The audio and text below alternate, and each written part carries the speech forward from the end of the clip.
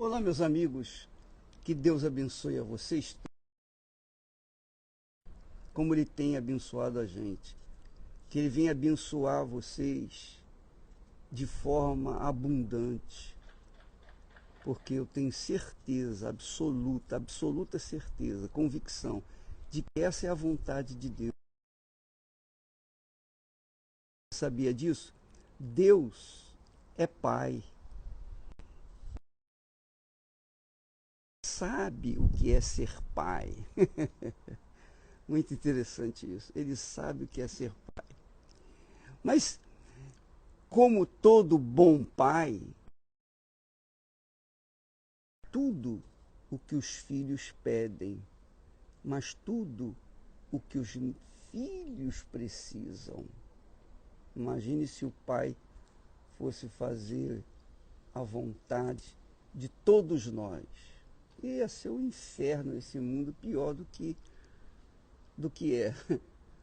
Porque cada um tem uma vontade e cada um quer fazer a sua própria vontade, fazer prevalecer a sua própria vontade. Não, Deus não trabalha dessa forma.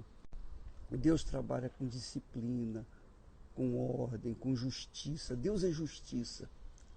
Deus é perfeitamente justo.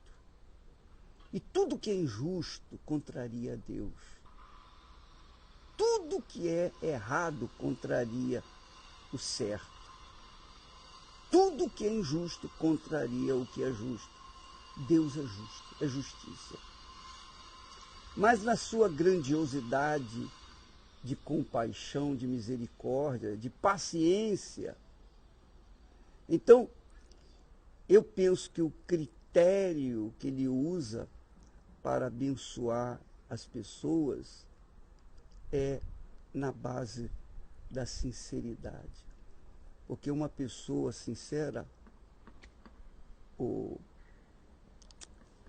meu caro Miguel, uma pessoa sincera, normalmente eu penso que é justa. Ela é sincera, quer dizer, transparente, ela não quer esconder nada, ela quer... A vida dela é aberta, ela não tem nada que esconder. Então Deus abençoa aquele, ele ama os sinceros.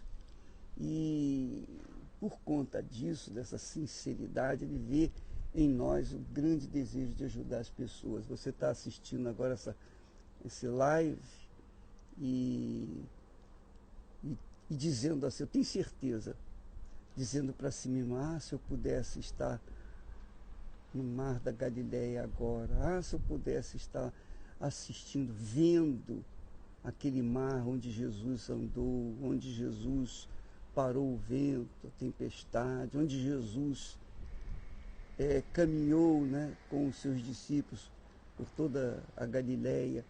Eu gostaria de ver o que o bispo está vendo. De fato, por conta do seu desejo, eu creio, que só pelo fato de você ver estas imagens simples, que a gente não está mostrando quase nada, porque nós temos nossos limites de transmissão, mas o pouquinho que você vê já é suficiente para transmitir o Espírito de Deus para você.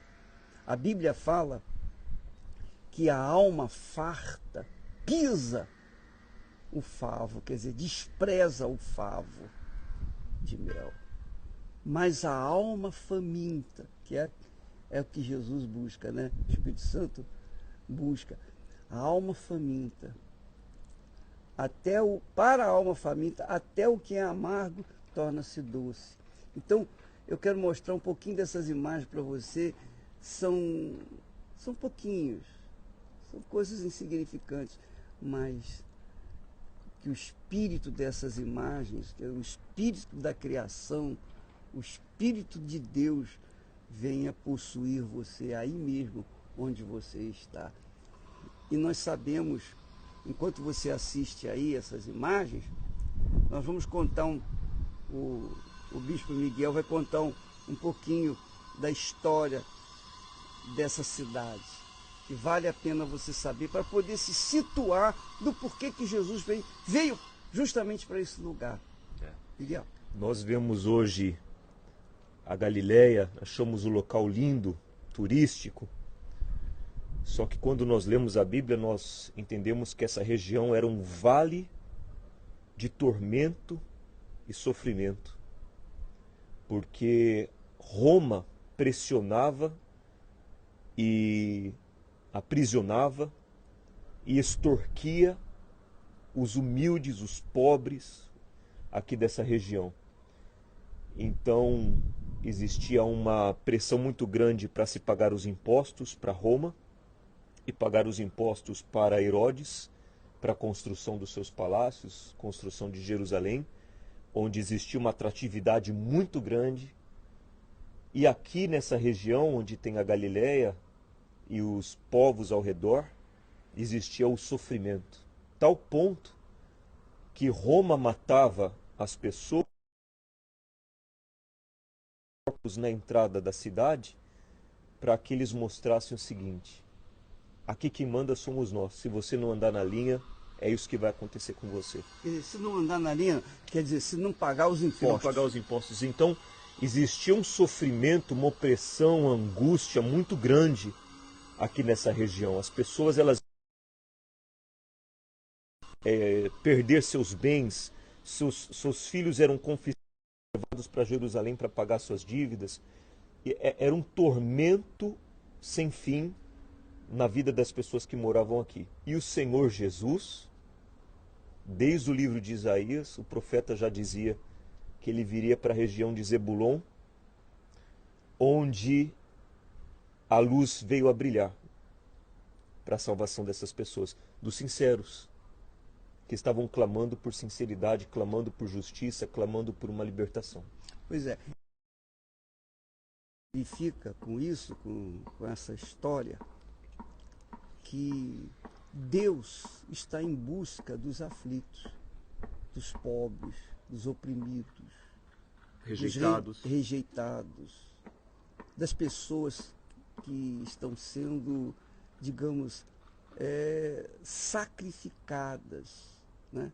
No caso aqui, na história, a gente sabe que quando a pessoa não tinha o dinheiro para pagar os seus impostos, então os seus filhos eram levados e feitos escravos de Roma. E infelizmente, desgraçadamente, hoje nós temos a mesma situação em todo o mundo. Em todos os lugares existe essa situação. Mas é por isso mesmo que Deus nos chamou. Ele nos chamou justamente para levar a essas pessoas não apenas uma palavra de esperança, uma palavra de conforto,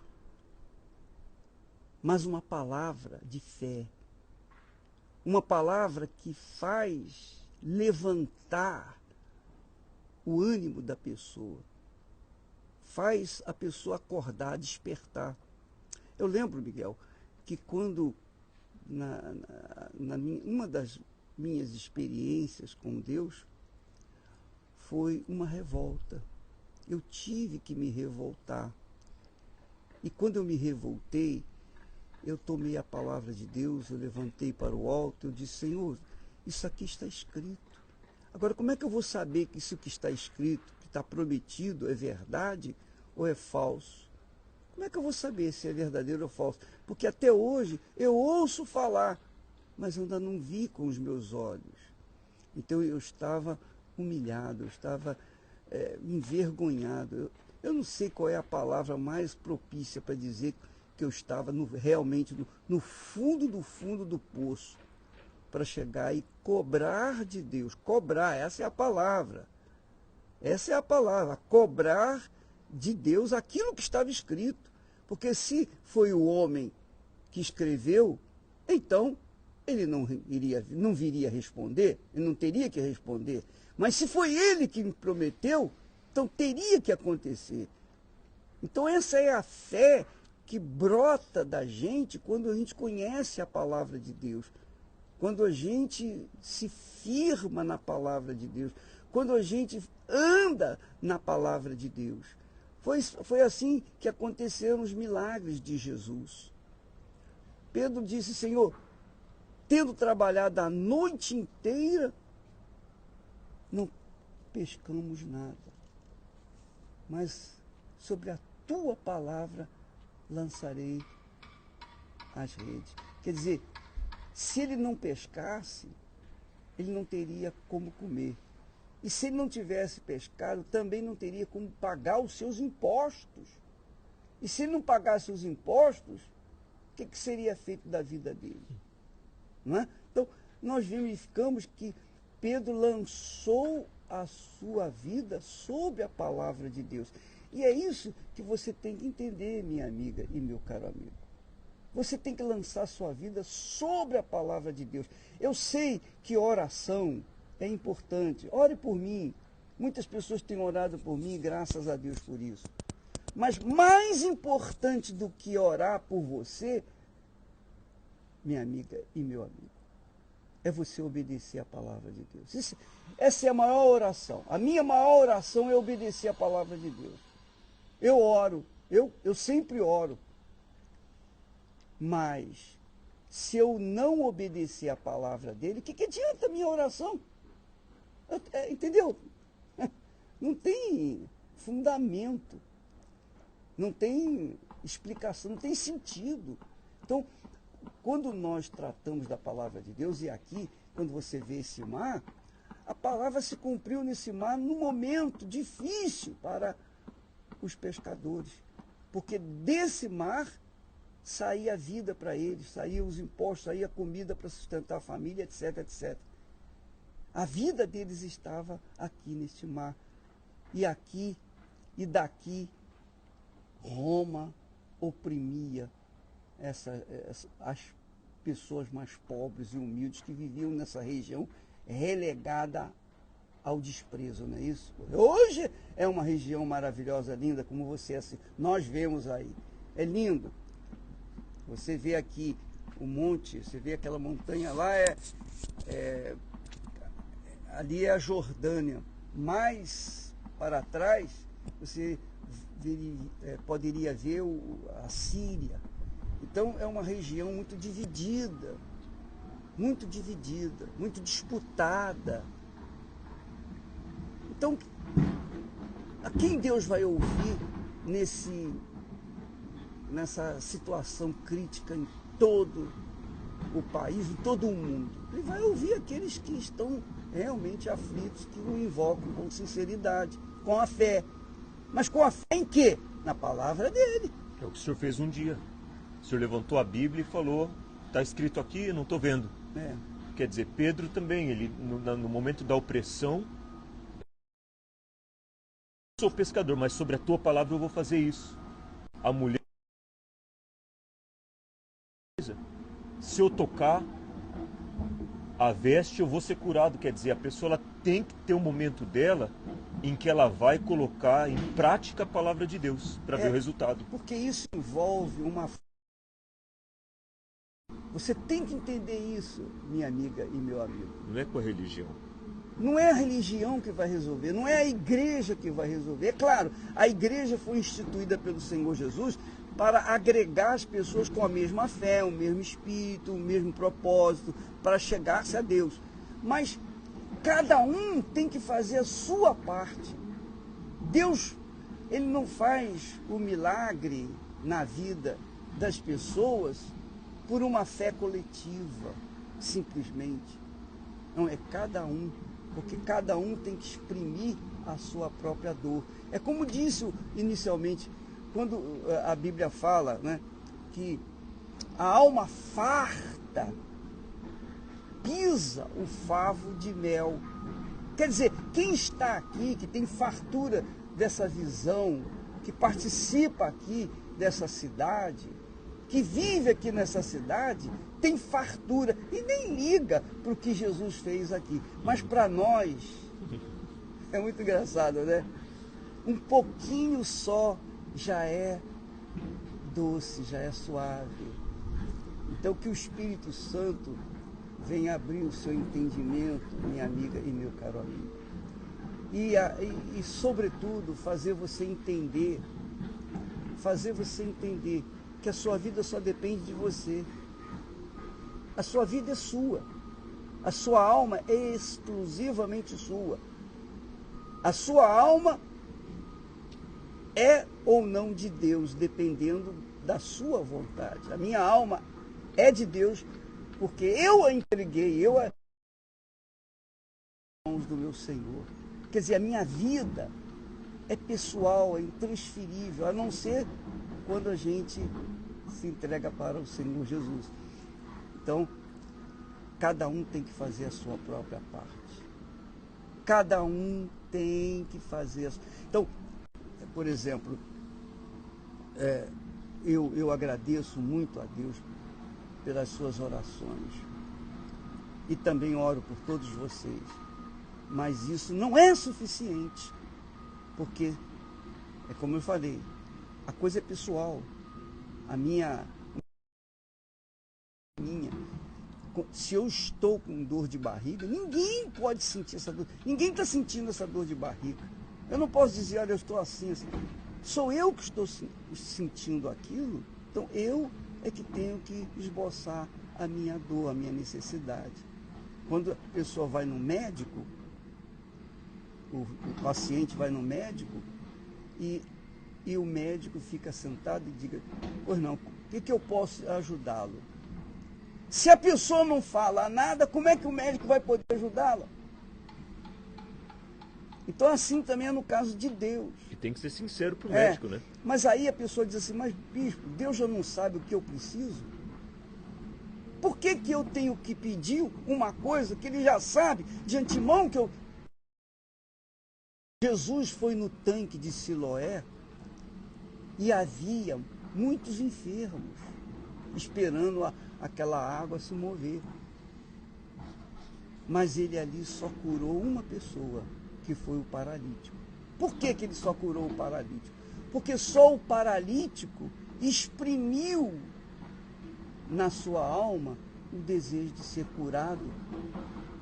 E Jesus viu a fé, Jesus viu aquela necessidade, viu ele esboçando aquele desejo de ser curado. Ele cria. Então Jesus só curou ele. Ele passava no meio das multidões. Aqui mesmo, multidões vinham até ele. Ele chegou para essa multidão e disse, olha, vocês estão vindo atrás de mim, não por causa da minha palavra, mas porque vocês comeram pão e peixe, porque ele havia multiplicado pães e peixes e alimentado a multidão. Então vocês estão atrás de mim por causa do pão e do peixe. Assim é a maioria das pessoas. Elas estão a fim apenas de resolver os seus problemas pessoais e não estão nem aí para a palavra de Deus. Só que, para você ter uma fé sólida, inteligente e que conquista aquilo que Deus prometeu, você tem que estar apalpado ou apoiado na palavra, na palavra. Se você não se apoiar na palavra de Deus, você não vai ter a fé para alcançá-lo, para alcançar as suas bênçãos. Porque a palavra de Deus é espírito e é verdade. Tudo pode passar, os céus passarão, a terra, mas as minhas palavras não passarão. Sobre a tua palavra.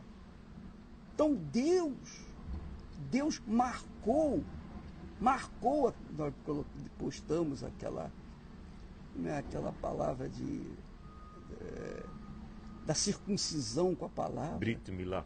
Brit Milá. Brit Milá. Quer dizer... aliança com a palavra. Aliança com a palavra. Que não tem como voltar atrás. Não tem como quebrar. Então, na aliança, pode explicar aí para eles? Da circuncisão? É. Era feito um corte para que ele todas as vezes que ele olhasse, ele se lembrasse da palavra que ele empenhou em fazer de Deus o único em sua vida. O primeiro. O primeiro. Quer dizer, houve um empenho da palavra, aliança com a palavra. Estou circuncidando na minha carne essa aliança. Quer dizer,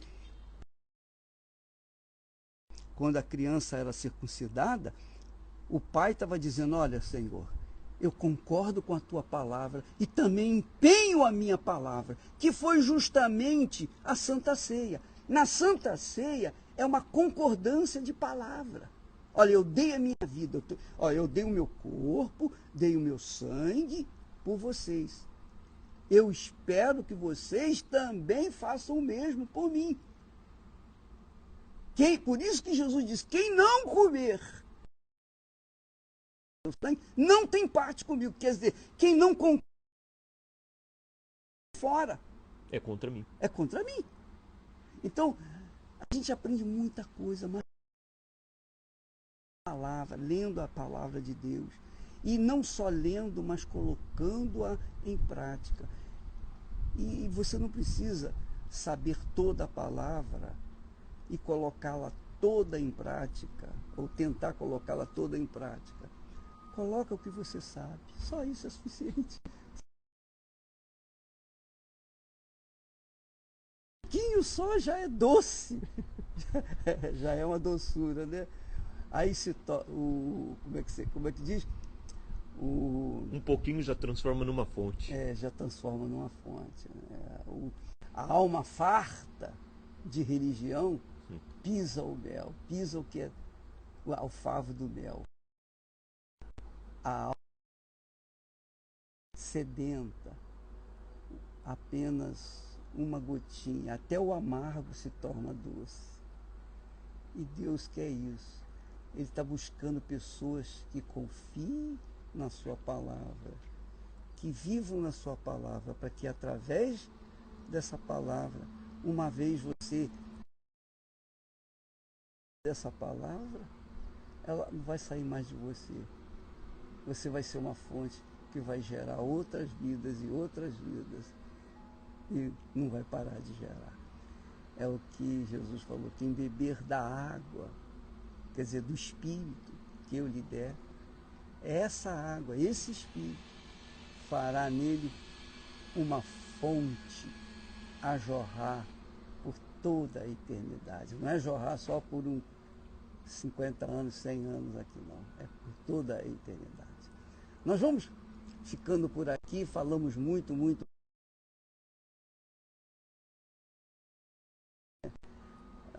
o seu entendimento.